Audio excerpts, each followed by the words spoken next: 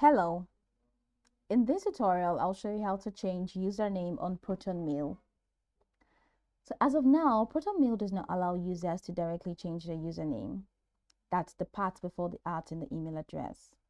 However, you can follow these alternative methods if you want a new username.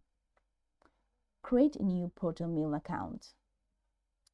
Now you can create a new ProtonMail account with the desired username. First off, let's verify that if you think. So let's say you're clicking on your profile, you click on your settings here and you click on all settings. And once you click on all settings, it takes you to the settings window. So from the left navigation panel, click on account and password, and you see that your username cannot be changed, but your display name can be changed. So you can just go ahead and click on edit right next to your display name and change your display name from here, but just know that your username cannot be changed yet.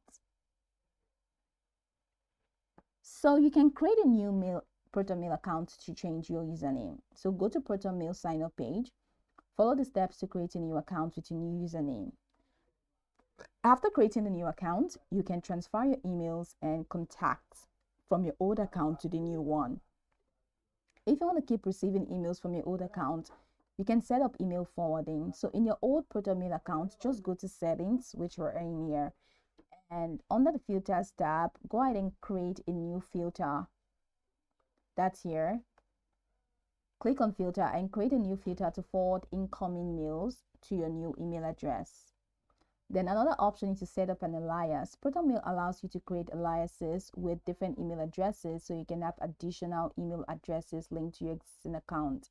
So in the settings menu, just go to identity and addresses section, click on that and click on add alias, right?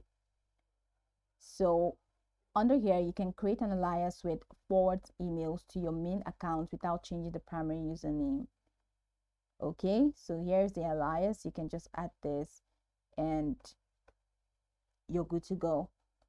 So although ProtonMail doesn't allow a direct username change, all of these methods can help you manage a new username while preserving your old account's data.